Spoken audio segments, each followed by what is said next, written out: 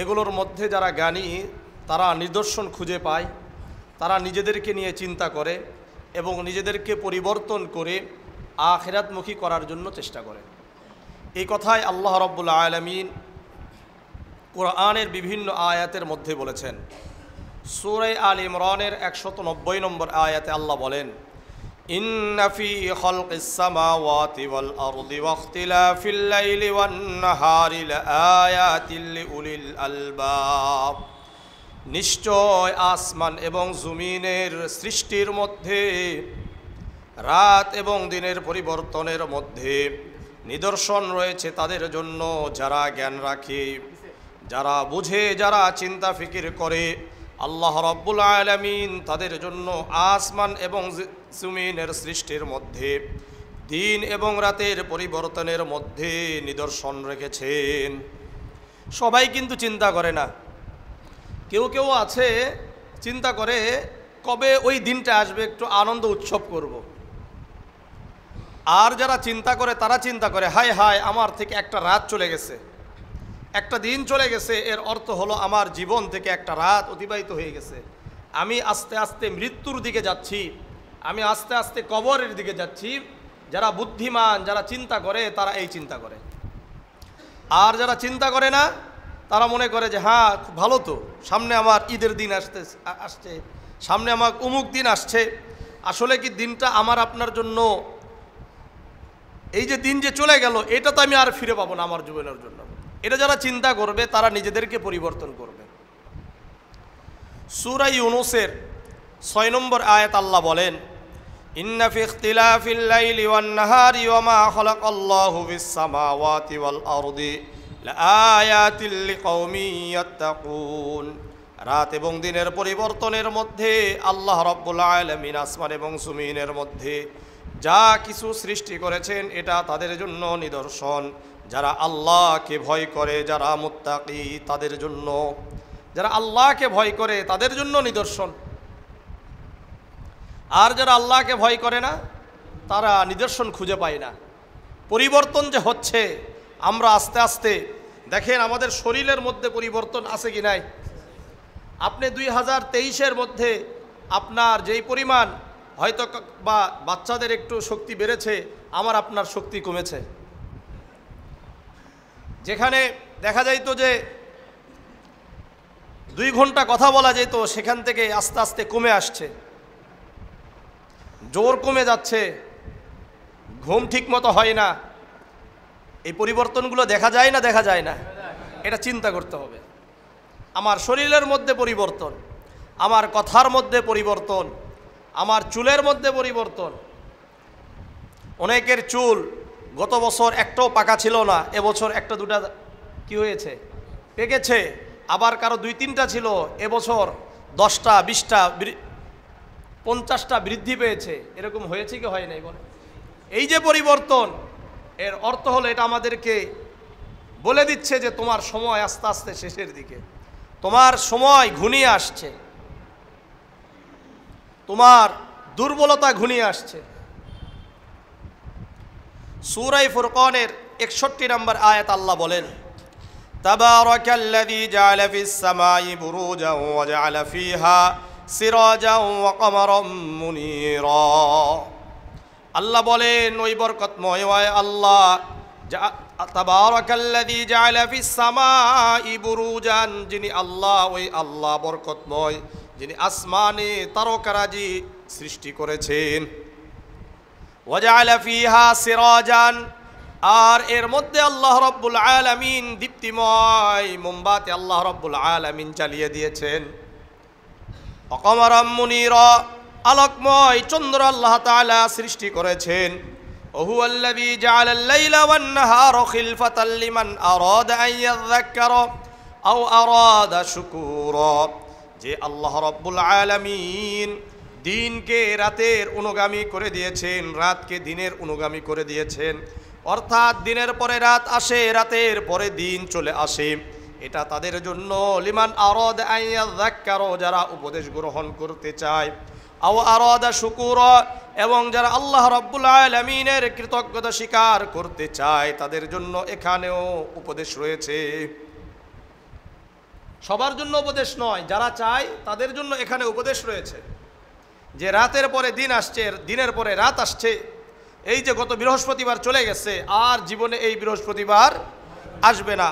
আজকে কত সময়, কত এখন 12টা কত, হ্যাঁ 39, এই 12টা 39 আর কখনো আমার আপনার জীবনে ফিরে আসবে না। প্রতিটি জীবন থেকে সেকেন্ড, মিনিট, ঘন্টা চলে যাচ্ছে, এগুলো আর ফিরে আসবে না। এটা আমাদেরকে চিন্তা করতে হবে, আর কখনো ফিরে পাবো না, ফিরে পাওয়ার সুযোগও নাই। সূরা ইউনূসের এই যে রাতের দিন, দিনের পরে রাত, চন্দ্রকে আল্লাহ তাআলা উঠাচ্ছেন, সূর্যকে আল্লাহ তাআলা উঠাচ্ছেন। কেন উঠাচ্ছেন? সূরা ইউনূসের 5 নম্বর আয়াত আল্লাহ বলেন, হুয়াল্লাযী জাআলাশ শামসা দিয়াআন ওয়াল কমারা নূরান ওয়া কদ্দারাহু মানাজিলা লিতা'লামু আদাদাস সিনিনা ওয়াল হিসাব।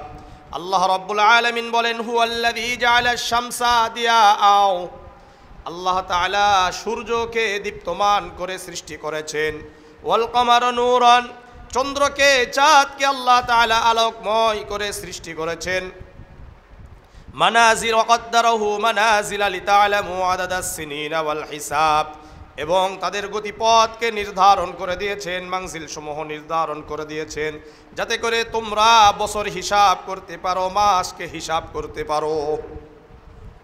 চন্দ্র দিয়ে আমরা মাসের হিসাব করি, দিনের হিসাব করি, তারিখের হিসাব করি,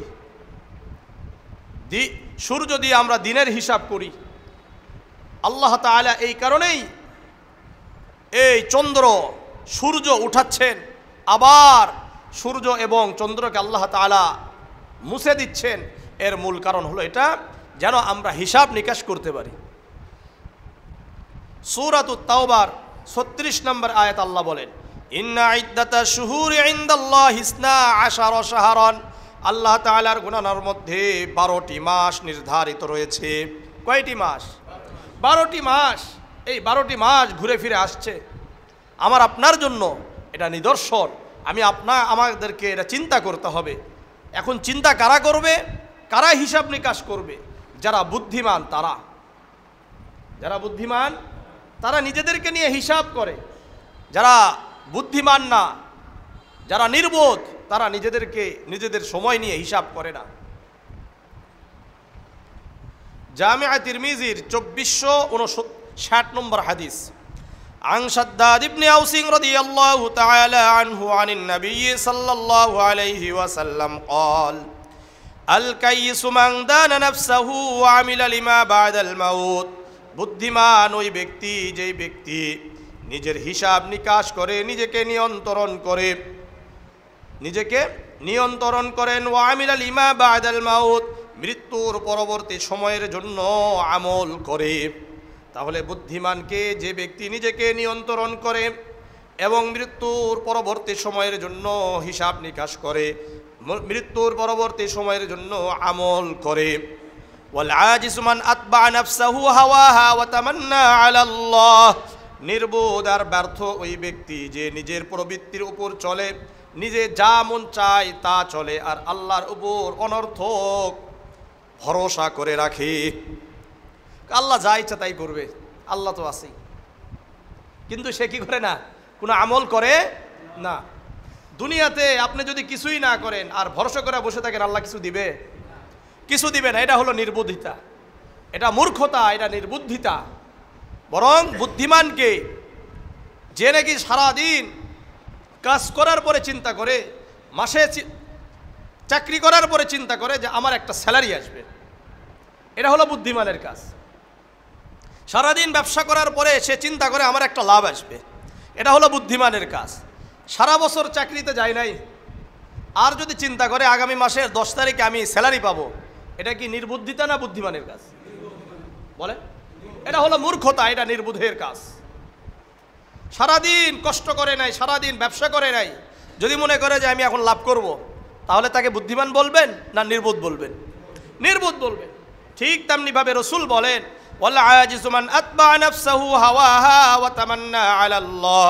যে নিজের চিন্তার উপর চাহিদার উপর চলাফেরা করেছে আর এটা আল্লাহ তাআলার উপর আশা করে বসে আছে, এটা হলো নির্বুদ্ধিতা, এটা হলো নির্বোধের কাজ। এরপরে ওয়াল কাইয়িসু মান দানা নাফসাহু, এর অর্থ কি? এর অর্থ ইমাম তিরমিজি রাহিমাহুল্লাহ তার এই হাদিসের আলোচনা করার পরে উনি বলেছেন, মানা কওলিহি মান দানা নাফসাহু, নিজেকে নিয়ন্ত্রণ করার অর্থ কি? হাসাবা নাফসাহু ফিদ দুনিয়া ক্বাবলা আন ইউহাসাবা ইয়াউমাল কিয়ামাহ।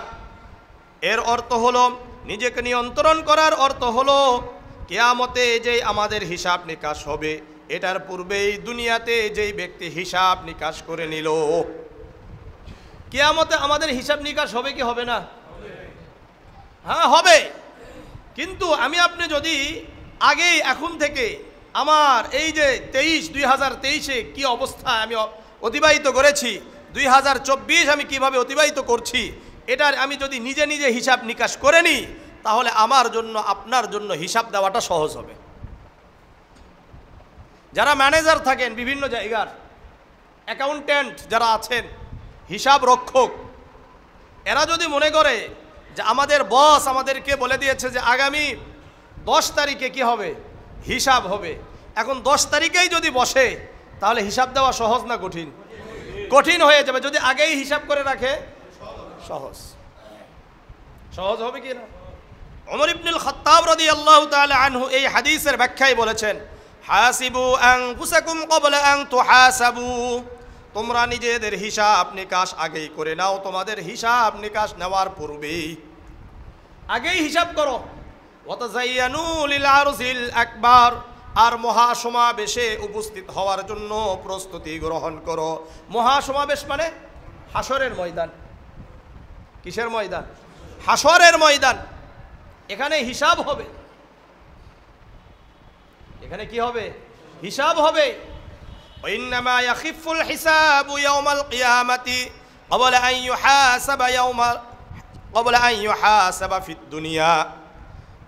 ওমর ইবনুল খাত্তাব রাদিয়াল্লাহু তাআলা আনহু বলেন, যে ব্যক্তি দুনিয়াতে হিসাব নিকাশ করে নিল এই ব্যক্তির জন্য কিয়ামতের ময়দানে হিসাব দেওয়া সহজ হয়ে যাবে। মাইমুন ইবনে মেহরান উনি বলেন এই হাদিসের ব্যাখ্যায়, লা ইয়াকুনুল আবদু তাকিয়ান হাত্তা ইউহাসিবা নাফসাহু, ওই ব্যক্তি মুত্তাকি হতে পারবে না যেই ব্যক্তি নিজের হিসাব নিকাশ আগে করে না, যে আত্মসমালোচনা করে না, নিজের সমালোচনা করে না, সারাদিন মুরাকাবা করে না যে আমি আজকে সারাদিন কি কি করেছি, আমার কতটা কথা সুন্দর হয়েছে, কল্যাণকর হয়েছে, কতটা কথা অনর্থক হয়েছে, কতটা কথা উপকারী, কতটা কথা অপকারী, আমি কয়জনকে গালি দিয়েছি, আমি কয়জনকে আঘাত করেছি, আমার 5 ওয়াক্ত নামাজ আজকে হয়েছে কিনা, এই সমস্ত কিছুর যে হিসাব করবে সে মুত্তাকি হতে পারবে। আর যে হিসাব করবে না সে কখনো কি হতে পারে না? মুত্তাকি হতে পারে না। উনি আবার এটার উদাহরণ দিয়েছেন, হিসাবটা কেমন করে করবেন? কামা ইউহাসিবু শারীকাহু মিন আইনা মাতামুহু ওয়া মালবাসুহু, কেউ যদি শরীকভাবে ব্যবসা বাণিজ্য করে, পার্টনারশিপ নিয়ে পার্টনারে ব্যবসা বাণিজ্য করে, তখন কিন্তু একজন পার্টনারকে যদি পাঠায় যাও অমুক জায়গায় থেকে কিছু কিনে আনো, কিনে আনার পরে তার পুঙ্খানুপুঙ্খানুভাবে হিসাব নিকাশ করে কি করে না? করে। যেভাবে বলে যে হ্যাঁ তুমি আজকের ডালটা কোন জায়গায় থেকে কিনেছো, এরপরে জিজ্ঞাসা করে আজকের বাজার দর কত, কোথায় কতটুকু, এই বাজার দর হিসাব হয় কি হয় না? বাজার দর যেভাবে হিসাব নিকাশ হয়, কাপড়ের বাজার দর হিসাব নিকাশ করে করে আমরা কেনা বেচা করি, ঠিক তেমনিভাবে আমার আপনার জীবনের হিসাব আমাদেরকে নিতে হবে। এগুলো হাদিসের কথা, সাহাবাদের কথা।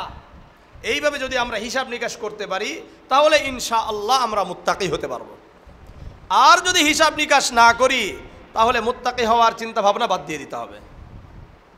চিন্তা ভাবনা কি করতে হবে? বাদ দিয়ে দিতে হবে। এই জন্য আমাকে আপনাকে আল্লাহ রাব্বুল আলামিন সময় দিয়েছেন, আল্লাহ রাব্বুল আলামিন আমাদেরকে চিন্তা করার সুযোগ দিয়েছেন, আমাদেরকে এই সুযোগ ব্যবহার করতে হবে। আল মুস্তাদরাক লিল হাকিম আলা সাহিহাইন একটা কিতাব আছে, এই কিতাবের 7846 নম্বর হাদিস, عن عبد الله بن عباس رضي الله تعالى عنه قال قال رسول الله صلى الله عليه وسلم لرجل وهو يعظه আব্দুল্লাহ ইবনে আব্বাস রাদিয়াল্লাহু তাআলা আনহু বর্ণনা করেন আল্লাহর রাসূল সাল্লাল্লাহু আলাইহি ওয়াসাল্লাম একজন ব্যক্তিকে ধরে উপদেশ দেওয়া শুরু করে দিলেন এবং বললেন, শোনো, ইগতানিম খামসান ক্বাবলা খামসিন, এই মনোযোগ দিয়া শোনো, পাঁচটি জিনিসের পূর্বে পাঁচটি জিনিসকে মূল্যায়ন করো। কয়টা জিনিসের পূর্বে? পাঁচটি জিনিসের পূর্বে পাঁচটি জিনিসের মূল্যায়ন করো। তাহলে তুমি যদি পাঁচটি জিনিসের পূর্বে পাঁচটি জিনিসের মূল্যায়ন করো তাহলে তুমি সফল হবা। এক নম্বর, শাবাবাকা ক্বাবলা হারমিক, বার্ধক্যের পূর্বে যৌবনের মূল্যায়ন করো। বার্ধক্যের পূর্বে যৌবনের মূল্যায়ন করা দরকার আছে কিনা এটা কিন্তু যারা বার্ধক্যে পৌঁছে গেছেন তারা ভালো বুঝেন। যাদের বর্তমান 50-এর উপরে চলে গেছে তারা বর্তমান 30 আর 35কে নিয়ে চিন্তা করে কি করে না? হাই হাই, 25, 30-এ 35-এ আমি যেই পরিমাণ কাজ করতে পারতাম এই পরিমাণ কাজ এখন আমি আর করতে পারি না। এই যে আমি ধরে নেন, আমার কথাই আমি বলি, এই যে সফরের উপর সফর করছি আমি বুঝতে পারি না, তো মুরব্বীদের সাথে দেখা হলে বলে যে এখনই করে নাও, পরে আর পারবা না। এখন আমাদের দ্বারা আর সম্ভব হয় না, বাস্তবতা। তাহলে শাবাবাকা ক্বাবলা হারমিক, বার্ধক্যের পূর্বেই যৌবনের মূল্যায়ন করতে হবে। এখন যা কাজ করার করা দরকার, পড়াশোনা করা দরকার করা দরকার, সফর করা দরকার করা দরকার, ইবাদত করা দরকার করা দরকার। আজকে আমি আপনি যারা যুবক আছে, যারা 100 রাকাত নামাজ পড়তে চাইলে সম্ভব, কিন্তু একজন 50 পার হয়ে যাওয়ার পরে এই সম্ভব নয়। যা চিন্তা যা চেষ্টা করা, যারা কোরআন এই বয়সে শিখে তারা পারে, যারা 40-এর পরে 45-এর পরে চেষ্টা করে তারা আর পারে না। কারণ মুখ ভারী হয়ে যায়, জিহ্বা ভারী হয়ে যায়, বয়স হয়ে যায়, আর ওইভাবে অর্থাৎ সময় দিবে এটা আর তাদের জন্য হয়ে ওঠে না। এটা বাস্তবতা। চাইলেও পারে না, ধৈর্যে কুলাই না, বয়সের কারণে। শাবাবাকা ক্বাবলা হারমিক, বার্ধক্যের পূর্বে যৌবনের মূল্যায়ন করো। 2 নম্বর, ওয়াসিহাতাকা ক্বাবলা সাকমিক, অসুস্থতার পূর্বে সুস্থতার মূল্যায়ন করো। যারা অসুস্থ হয়ে যায় তারা বোঝে সুস্থতার মূল্যায়ন কি, এটা কত বড় নিয়ামত, এত বড় নিয়ামত আর পাওয়া যায় না। 3 নম্বর, ওয়াগিনাকা ক্বাবলা ফাকরিক, দরিদ্রতার পূর্বে প্রাচুর্যতার মূল্যায়ন করো। আল্লাহ রাব্বুল আলামিন সম্পদ দিয়েছেন, এটার মূল্যায়ন করো। হইতে পারে কিছুদিন পরে তোমার কাছে এই প্রাচুর্যতা থাকবে না, তোমার সম্পদ থাকবে না, আল্লাহ রাব্বুল আলামিন এই সম্পদকে শেষ করে দিতে পারেন। 4 নম্বর, অফারাকা ক্বাবলা শুগলিক, ব্যস্ততার পূর্বে অবসর সময়কে মূল্যায়ন করো। অনেক ব্যস্ততা থাকতে পারে, ব্যস্ততা চলে আসতে পারে, এই জন্য যখন অবসর সময় পাই তখন আল্লাহ রাব্বুল আলামিনের জিকির করি। মূল্যায়ন করার জন্য চেষ্টা করা দরকার। 5 নম্বর, ওয়াহায়াতাকা ক্বাবলা মাউতিক, মৃত্যুর পূর্বেই জীবনকে মূল্যায়ন করো। এখন জীবিত আছি, এখন যদি আমি নামাজ পড়ি আমার এই নামাজ কাজে আসবে, আমি আপনি জিকির করি এটাও আমার কাজে আসবে। এই জন্য রাসূল বলেন, লা তাজআলু বুয়ুতাকুম কুবুরান, তোমরা তোমাদের ঘরকে কবর বানিও না। এর অর্থ হলো কবরে কোনো ইবাদত চলবে না। ইবাদত চলবে, ইবাদত কিন্তু চলবে না। আমার আপনার জিকির হবে না, আমি আপনি নামাজ পড়তে পারবো না, আমি আপনি কোরআন তেলাওয়াত করতে পারবো না, আমি আপনি চাইলেও দান করতে পারবো না। এটা আমাকে আগেই করে নিতে হবে। এই জন্য আমার সাথে বলেন তো একটু, 5টা জিনিসের পূর্বে 5টা জিনিসকে মূল্যায়ন করা। কয়টা জিনিস?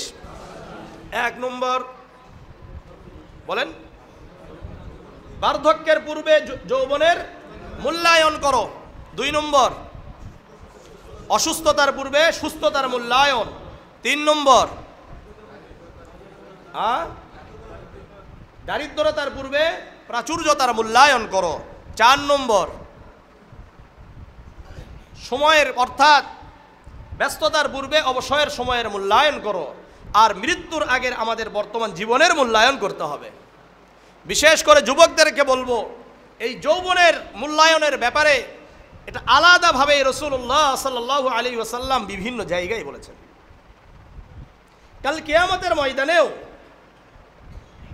আল্লাহ তাআলা যৌবনের ব্যাপারটা আলাদাভাবে জিজ্ঞাসা করবেন।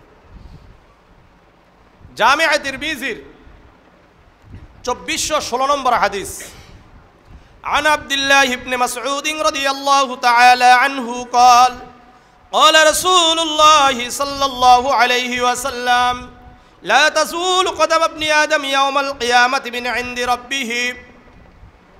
আব্দুল্লাহ ইবনে মাসউদ রাদিয়াল্লাহু তাআলা আনহু বর্ণনা করেন, আল্লাহর রাসূল সাল্লাল্লাহু আলাইহি ওয়াসাল্লাম বলেন, কিয়ামতের ময়দানে 5টি প্রশ্নের উত্তর দেওয়া ছাড়া কোনো আদমের সন্তান এক পাও সামনে অগ্রসর হতে পারবে না। আল্লাহ রাব্বুল আলামিন জিজ্ঞাসা করবেন, আন উমরিহি ফিমা আফনাহু, আমি আল্লাহ তোমাদেরকে যেই জীবন দান করেছিলাম এই জীবন কোথায় ব্যয় করেছো, কিভাবে ব্যয় করেছো। 2 নম্বর, ওয়াং শাবাবিহি ফিমা আবলাহু, দেখেন মনোযোগ দিয়ে বোঝার চেষ্টা করেন, জীবনের মধ্যে যৌবন আছে কি নাই। কিন্তু এই যৌবনকে আলাদাভাবে আল্লাহ রাব্বুল আলামিন আবার জিজ্ঞাসা করবেন, ওয়াং শাবাবিহি ফিমা আবলাহু, এই যুবক, তোমরা সবাই যুবক ছিলা, এই যৌবনটা কিভাবে ব্যয় করেছো। মানে আমাদের জীবন সম্পর্কে তো আল্লাহ আলাদাভাবে জিজ্ঞাসা করবেন। এরপরে আবার যাদেরকে আল্লাহ তাআলা যৌবন দিয়েছিলেন, যারা আমরা বার্ধক্যে পৌঁছেছি, সবার যৌবন ছিল কিছু ছিল না, তাহলে প্রত্যেককে আলাদাভাবে আবার যৌবন সম্পর্কে জিজ্ঞাসা করা হবে। এই সময়টা তুমি কিভাবে ব্যয় করেছো। আমরা অনেকে আসি না, বৃদ্ধ বয়সে এসে নামাজ ধরেছি, আগে করি নাই, তাদেরকে যৌবনের হিসাব দিয়ে আসতে হবে এবং যৌবনের জন্য আলাদাভাবে আল্লাহ তাআলা পুরস্কারে পুরস্কৃত করবেন। এটা আলাদা একটা জায়গা থাকবে, আলাদা একটা পুরস্কার থাকবে এদের জন্য। অনেকে মনে করে যে না, কোনোভাবে তো বেঁচে গেলাম। হ্যাঁ, বেঁচে গেছেন, ঠিক হয়ে আছে, কিন্তু পুরস্কার আপনি পাবেন না। যৌবনের যে পুরস্কার, এই পুরস্কার থেকে আপনি আমি বঞ্চিত হয়ে যাব যারা যৌবনে ইবাদত করবেন না। কারণ যৌবন সম্পর্কে তো আলাদাভাবে একটা কি হবে, প্রশ্ন হবে। ওয়াং শাবাবিহি ফিমা আবলাহু, আমি আল্লাহ তোমাদেরকে যেই যৌবন দান করেছিলাম এটা কিভাবে ব্যয় করেছো। 3 নম্বর, ওয়ান মালিহি মিন আইনা ইকতাসাবাহু, সম্পদ কিভাবে উপার্জন করেছো। 4 নম্বর, ফিমা আনফাকাহু, এই সম্পদ কোথায় কোথায় ব্যয় করেছো। ভালো কাজে ব্যয় করেছো না কনসার্টে ব্যয় করেছো, এটার হিসাব নিকাশ হবে কি হবে না। এটার কিন্তু হিসাব আমাকে আপনাকে দিতে হবে। এটা কি 31-এ গান বাজনায় খরচ করেছো কিনা, এটার হিসাব নিকাশ থাকবে কি থাকবে না। এই যৌবন বয়সটা 31-এ নাচ গানে ব্যয় করেছো কিনা, এটার হিসাব নিকাশ আছে কি নাই, আছে। এটা কারা করে, 31 পালন কারা করে, যুবক বয়সের ছেলেরা না। কিন্তু বাবা মা তো সাহায্য সহযোগিতা করে না, করে না, এটাও করে। হ্যাঁ, ওমাদা আমিলা ফিমা আলিমা, 5 নম্বর প্রশ্ন, কতটুকু কোরআন এবং হাদিসের ইলম অর্জন করেছো এবং কোরআন এবং হাদিসের উপর আমল করেছো। এই কয়টা প্রশ্ন, 5টা প্রশ্ন করা হবে। আবার দেখেন, এই যৌবন বয়সের ব্যাপারে আল্লাহ রাব্বুল আলামিন আরশে আজিমের যে ছায়া দিবেন, এখানেও যুবকদের কথা বলেছেন। সহিহ বুখারীর 660 নম্বর হাদিস, عن أبي هريرة رضي الله تعالى عنه قال قال رسول الله صلى الله عليه وسلم 7 يظلهم الله في ظله يوم لا ظل إلا ظله। আবু হুরায়রা রাদিয়াল্লাহু তাআলা আনহু বর্ণনা করেন, আল্লাহর রাসূল সাল্লাল্লাহু আলাইহি ওয়াসাল্লাম বলেন, যেই সময় আল্লাহ তাআলার ছায়া ছাড়া আর কোনো ছায়া থাকবে না, অর্থাৎ আরশে আজিমের ছায়া ছাড়া আর কোনো ছায়া থাকবে না, এই সময় আল্লাহ রাব্বুল আলামিন 7 শ্রেণীকে নিজের ছায়ায় ছায়া দান করবেন। 1 নম্বর, আল ইমামুল আদিল, ন্যায়পরায়ণ বাদশাহ, ন্যায়পরায়ণ শাসক, যারা ন্যায়ভাবে শাসন কার্য পরিচালনা করবে, আল্লাহ রাব্বুল আলামিন তাদেরকে আরশে আজিমের ছায়াতলে ছায়া দান করবেন। 2 নম্বর, ওয়াশাবুন নাশা ফি ইবাদাতি রাব্বিহি আযজা ওয়া জাল্লা, যেই যুবক যৌবন বয়সে আল্লাহর ইবাদত করে, আল্লাহর ইবাদত ছাড়া অন্য কোনো কাজ করে না, অর্থাৎ প্রতিটি কাজে দেখে আল্লাহ তাআলার কি বিধান রয়েছে। যদি 31-এ ডাকা হয় তাহলে বলে না না, এই কাজ করলে এটা তো গুনাহ, এটা তো শিরক হয়ে যাবে। যুবক যখন এই কাজ থেকে বিরত থাকে, এটা হলো আল্লাহর ইবাদত হয়ে যায়। মেরি ক্রিসমাস বলে বলে শুভেচ্ছা জানানো থেকে বিরত থাকে, এটাও আল্লাহর ইবাদত হয়ে যায়। কার ইবাদত? আল্লাহর ইবাদত হয়। গান বাজনা থেকে বিরত থাকার নাম আল্লাহর ইবাদত। গান বাজনা থেকে বিরত থাকার নাম আল্লাহর ইবাদত। আপনাদেরকে একটা হাদিস শুনাই। আমরা অনেকে মনে করি যে নামাজ পড়লে বড় আবেদ হওয়া যায়। না, জিকির করলে বড় আবেদ, বড় ইবাদতকারী হওয়া যায় না। জামিআ তিরমিজির 2305 নম্বর হাদিস, মনোযোগ দিয়ে হাদিসটা বুঝেন এবং শুনবেন, এটা লিখে রাখবেন নিজের জন্য, কাজে লাগবে। عن أبي هريرة رضي الله تعالى عنه قال قال رسول الله صلى الله عليه وسلم من يأخذ عني هؤلاء الكلمات। আল্লাহর রাসূল সাল্লাল্লাহু আলাইহি ওয়াসাল্লামের কাছে সাহাবারা বসে আছেন। আল্লাহর রাসূল বললেন, তোমাদের মধ্যে কে আছে যে ব্যক্তি আমার কাছ থেকে এই কালেমাগুলো শিখে নেবে, ইয়ামালু বিহিন্না ফায়ামালু বিহিন্না আও ইয়াল্লিমু মান ইয়ামালু বিহিন্না, নিজে এগুলোর উপর আমল করবে অথবা এমন কোনো মানুষদেরকে শিক্ষা দিবে যারা এটার উপর আমল করবে। কয়টা জিনিস? 5টা জিনিস শিখবে, শিখার পরে নিজে আমল করবে অথবা অন্যদেরকেও শিক্ষা দিবে। ফাকাল আবু হুরায়রা ফাকুলতু আনা ইয়া রাসূলুল্লাহ। সাহাবাদের মধ্যে হতে আবু হুরায়রা রাদিয়াল্লাহু তাআলা আনহু বললেন, ইয়া রাসূলুল্লাহ, ইয়া হাবিবাল্লাহ, আমি রয়েছি, আমাকে আপনি শিক্ষা দেন, আমি নিজেও এর উপর আমল করব এবং অন্যদেরকে শিক্ষা দিব। আবু হুরায়রা রাদিয়াল্লাহু তাআলা আনহু বলার পরে ফাআখাযা বিয়াদি, আল্লাহর রাসূল সাল্লাল্লাহু আলাইহি ওয়াসাল্লাম আমার হাত ধরলেন। আবু হুরায়রা কি বলছেন? আমার হাত ধরলেন। ফাআদ্দা খামসান, আর এই 5 আঙ্গুলে গুনে গুনে 5টা কথা বললেন। কয়টি কথা? 5টি কথা বললেন। 1 নম্বর, ইত্তাকিল মাহারিম, আল্লাহর নিষিদ্ধ কাজ থেকে তুমি বিরত থাকো। আল্লাহ তাআলা যত নিষেধ করেছেন, হারাম করে দিয়েছেন, এই সমস্ত কাজ থেকে তুমি বিরত থাকো, আল্লাহকে ভয় করো। তাকুন আবাদান নাস, তুমি দুনিয়ার মধ্যে সবচেয়ে বড় আবেদ আর ইবাদতকারী হয়ে যাবা। তাহলে বড় আবেদ হওয়ার জন্য, বড় ইবাদতকারী হওয়ার জন্য শর্ত কি? বেশি ইবাদত করা না, নিষিদ্ধ কাজ থেকে বিরত থাকা। নিষিদ্ধ কাজ কি কি? সুদ খাওয়া, ঘুষ খাওয়া, গান বাজনা করা, মানুষকে গালি দেওয়া, মানুষকে কষ্ট দেওয়া, এই সব কি নিষিদ্ধ? নিষিদ্ধ। মিথ্যা কথা বলা, মিথ্যা সাক্ষ্য দেওয়া, মানুষ হত্যা করা, সব নিষিদ্ধ। শিরক করা নিষিদ্ধ, জাদুটোনা করা নিষিদ্ধ, ইয়তীমের মাল আত্মসাৎ করা নিষিদ্ধ, স্ত্রীর উপর অপবাদ দেওয়া, স্ত্রীকে মারধর করা, স্ত্রীর বাপ তুলে গালি দেওয়া নিষিদ্ধ, যৌতুক নেওয়া, মহারণা না দেওয়া, কথা বলা, এগুলো সব নিষিদ্ধ। চাঁদাবাজি করা, ভোট চুরি করা সব নিষিদ্ধ। মিথ্যা বলে পণ্য বিক্রি করা সবই নিষিদ্ধ।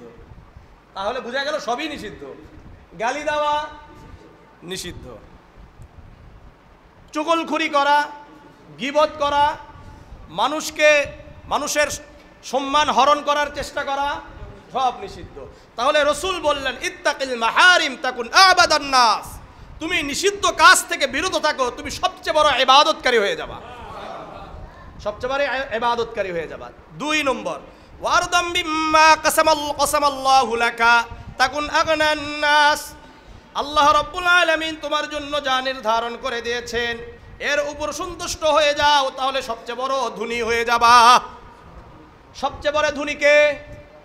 যে আল্লাহ রাব্বুল আলামিনের তাকদীরের উপর সন্তুষ্টি অর্জন করে, অর্থাৎ বলে আল্লাহ রাব্বুল আলামিন যা দিয়েছেন আলহামদুলিল্লাহ, সে আর অভাবী হতে পারে না। অভাবী কে? 10টা বিল্ডিং আছে, এরপরেও আরো লাগবে, না হলে নয়, সে অভাবী। আর যে বলে আলহামদুলিল্লাহ, আল্লাহ আমাকে যা দিয়েছেন আলহামদুলিল্লাহ, সে ধনী। 3 নম্বর আহসিন ইলা জারিকা তাকুন মুমিনান, তুমি তোমার প্রতিবেশীর সাথে ভালো আচরণ করো তাহলে প্রকৃত মুমিন হয়ে যাবে। তাহলে প্রকৃত মুমিন হওয়ার জন্য দরকার কি? প্রতিবেশীকে গালি দেওয়া, প্রতিবেশীর এক বিঘা 1 ইঞ্চি 2 ইঞ্চি মাটি মেরে দেওয়া, জমি দখল করা, এরকম আছে না? আছে কি নাই? আছে।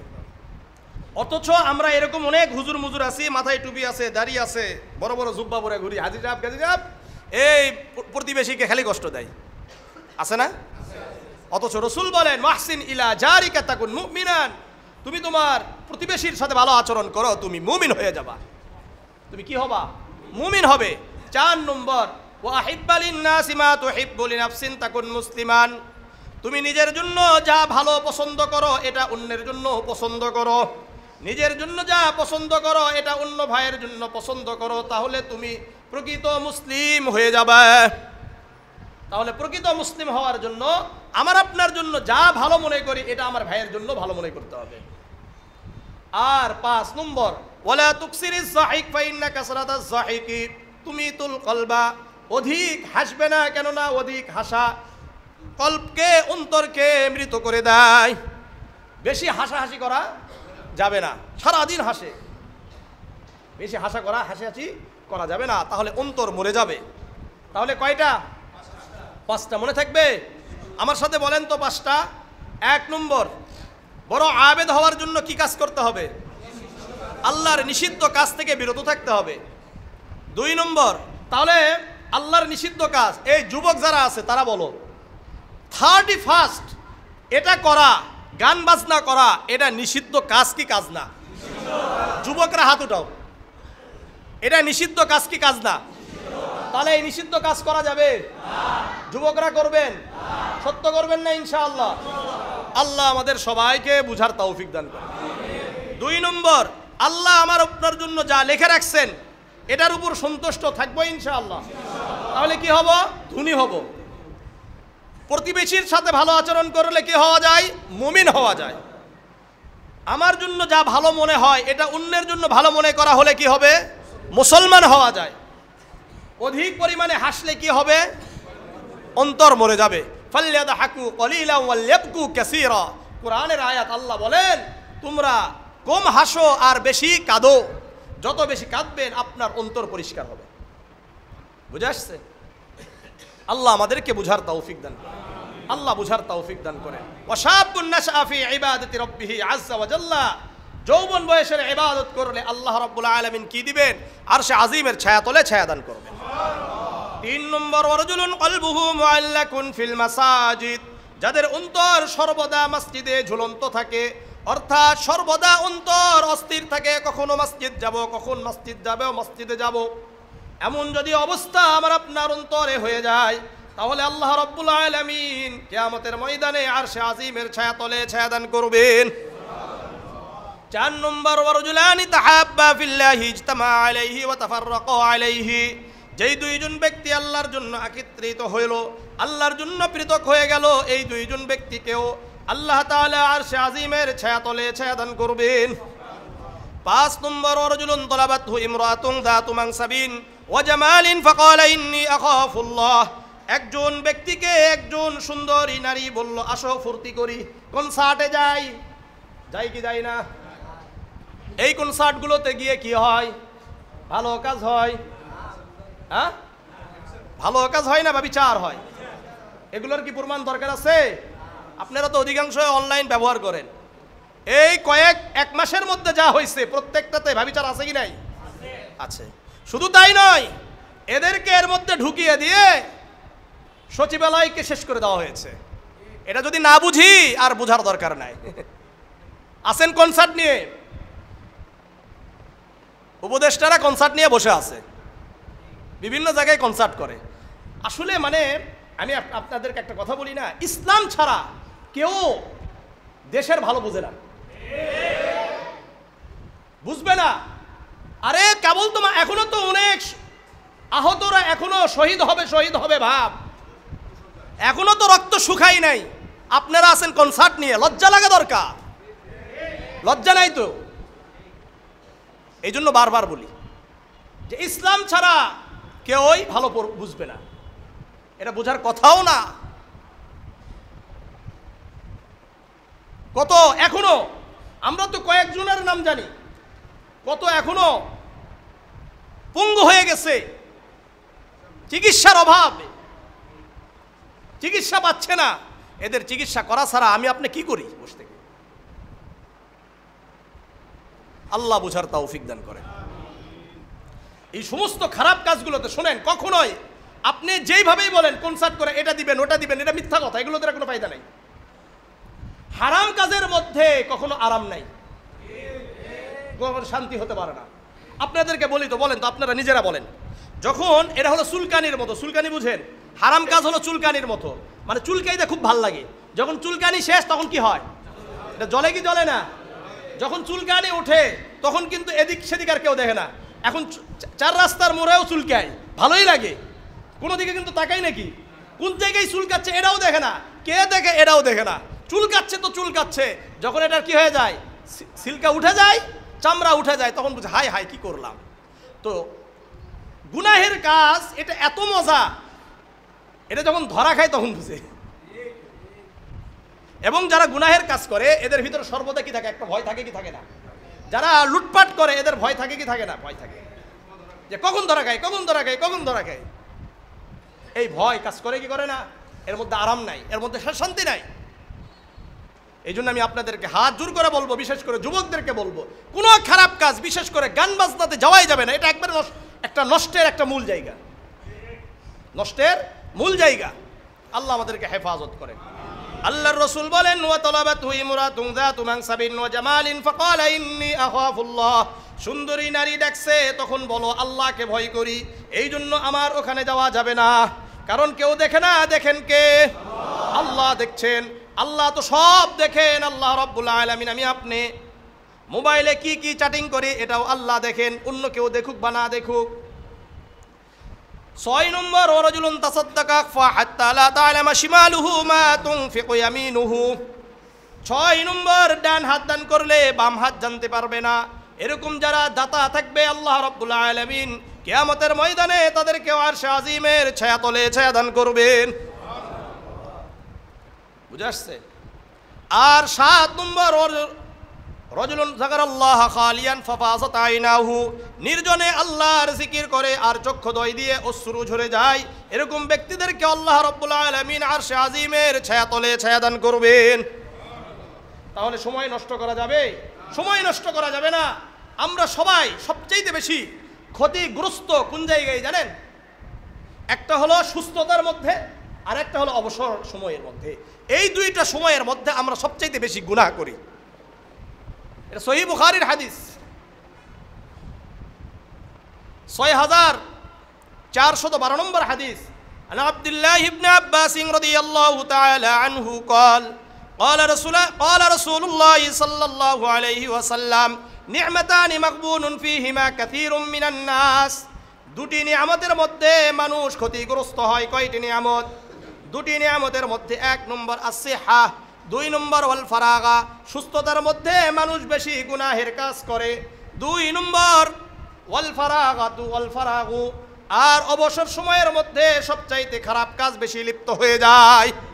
এই জন্য অবসর সময়ে থাকা দরকার নাই, থাকা যায়। এই জন্য সবসময় নিজেকে কোনো একটা কাজে ব্যস্ত রাখতে হয়। যেমন ধরেন, আপনি যদি সর্বদা বলেন একা বসে আছেন অথবা কাজ করতেছেন অথবা এক জায়গায় বসে আছেন, সুবহানাল্লাহ আলহামদুলিল্লাহ লা ইলাহা ইল্লাল্লাহু আল্লাহু আকবার বলছেন, তাহলে আপনি গীবত করতে পারবেন না, আপনি গান শুনতে পারবেন না। এইভাবে আপনাকে নিজেকে ব্যস্ত রাখেন, কাজের মধ্যে ব্যস্ত রাখেন, তাহলে দেখবেন যে আর অন্য কোনো খারাপ কাজ, গুনাহের কাজে লিপ্ত হবেন না। অথবা মানুষকে যখনই আপনার সাথে কারো দেখা হবে, আপনি আগেই শুরু করেন দাওয়াতের কাজ, আগেই শুরু করে দেন, সাহাবাদের জীবনী নিয়ে কথা বলেন, আগেই নবীদের জীবনী নিয়ে কথা বলা শুরু করে দেন। তাহলে দেখবেন আর খারাপ কাজ, খারাপ কথা আসবে না। আর না হলে চলে আসবে উমুক এটা করছে, তুমুক এটা করছে, উমুকের ছেলে এই করছে, তুমুকের মেয়ে এটা করছে, এই নিয়ে ব্যস্ত। নিজের ছেলের খবর নাই, নিজের মেয়েরও খবর নাই, নিজের মেয়েরও খবর নাই, নিজের ছেলেরও খবর নাই। কার খবর? আরেকজনকে নিয়ে পড়ে আছে। এটা আমাদের হয় কি হয় না? এই জন্য নিজেকে নিয়ে ব্যস্ত হন। যখনই সময় পাচ্ছেন আল্লাহর জিকির করেন, যখনই সময় পাবেন কোরআন তেলাওয়াত করেন, যখনই সময় পাবেন ভালো কথাগুলো বলা শুরু করে দেন, তখন দেখবেন যে আপনার আমার গীবত থেকে বাঁচা সহজ হয়ে যাবে। প্রতিটা সকাল আমাদের জন্য আসছে, কেউ নিজেকে আল্লাহর কাছে বিক্রি করে দিচ্ছে, আবার কেউ নিজেকে শয়তানের কাছে বিক্রি করে দিচ্ছে। এই বছরের 363 দিন 65 দিন যা হচ্ছে, যেটাই হোক না কেন, এই যে সময়টা চলে যাচ্ছে, এটা আমার আপনার জীবন থেকে চলে যাচ্ছে। প্রতিদিন আমরা কেউ আল্লাহর কাছে নিজেকে বিক্রি করি, আবার কেউ নিজেকে শয়তানের কাছে বিক্রি করে।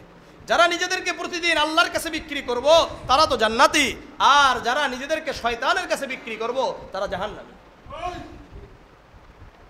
সহিহ মুসলিমের 422 নম্বর হাদিস, عن أبي مالك الأشعري رضي الله تعالى عنه قال قال رسول الله صلى الله عليه وسلم الطهور شطر الإيمان, পবিত্রতা ঈমানের অঙ্গ।